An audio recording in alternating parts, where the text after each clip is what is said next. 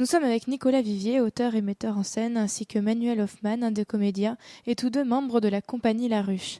Elle présente son spectacle jusqu'au 30 juillet, tous les soirs à 21h, au théâtre de la Porte Saint-Michel. Résistance est une dystopie qui évoque avec humour un système reposant sur la privatisation sous l'égide de l'industrie. Alors déjà, j'aimerais savoir comment la pièce s'est-elle créée, c'est-à-dire est-ce que toi, t'as fixé complètement le texte en amont ou il y a une certaine liberté au moment du travail au plateau? Alors la toute première version du texte de Résistance, c'était, j'avais écrit une première version, puis après on l'a travaillé en improvisation, pas mal sur beaucoup de scènes avec 5 comédiens. Donc on a beaucoup travaillé sur des impros et après j'ai réécrit entièrement le texte basé sur le texte de base et les improvisations. C'est ce qui a créé plus ou moins la version qu'il y a maintenant. C'est un mélange d'écriture traditionnelle et d'écriture de plateau. Là c'est écrit en 2013 par rapport à la version qu'il y a eu en 2015 et celle-là, à chaque fois c'est réajusté en fonction des différents comédiens. Pour en venir un petit peu au fond, alors comment réussir à créer, à composer une dystopie sans qu'il y ait une redite ou que ça ressemble à tout ce qui a déjà été fait? Je pense que la base c'est d'avoir, d'écrire ou de dire quelque chose dont on a envie en fait. Et j'avais envie de faire une pièce qui parle de la propriété intellectuelle et de ses dérives.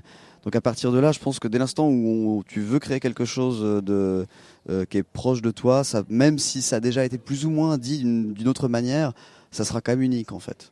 Après, oui, ça a tout déjà été dit.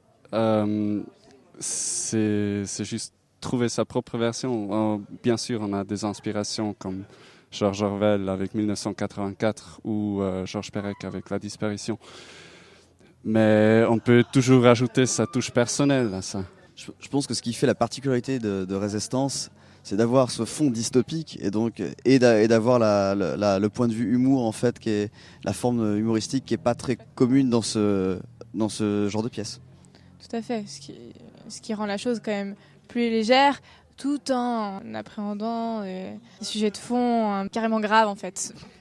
C'est là toute la particularité de la pièce parce que des fois justement il y a des choses qui sont drôles et les gens rient de bon cœur avec sur des gags on va dire, et puis il y a des moments où en fait c'est les gens rient plutôt jaune en fait parce que on a un fond qui est vraiment grave et il y a il y a la moitié des personnes qui disaient ok on peut rire là-dessus et des fois en fait non c'est trop sérieux pour pouvoir rire là-dessus, donc c'est assez intéressant de voir les réactions du public selon les soirs aussi.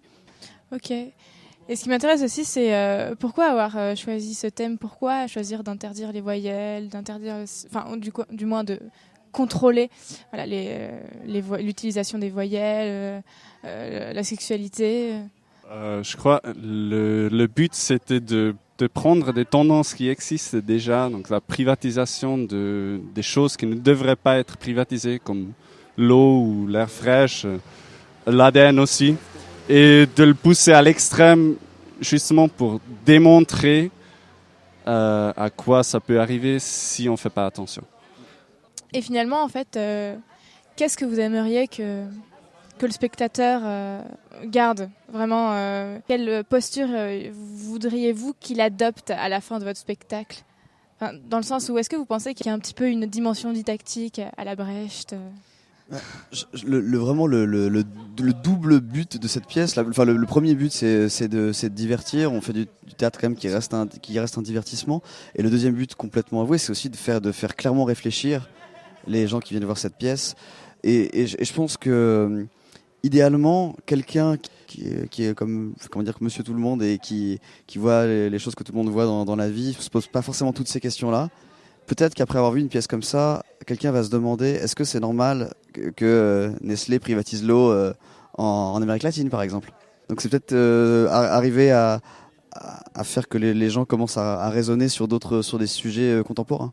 J'adore quand on rencontre des gens après la pièce et ils disent « Ah, ça me donne envie de résister ». Ça, c'est magnifique. Ainsi, cette création de cette jeune compagnie est un petit bijou d'humour et de réflexion. Comme quoi, une création vaut souvent mieux qu'un classique raté. Alors valorisez les jeunes compagnies et allez voir Résistance jusqu'au 30 juillet à 21h au théâtre de la Porte Saint-Michel. Et si vous manquez le rendez-vous, n'ayez crainte, ils reviennent l'année prochaine et feront ensuite une tournée dans toute la France.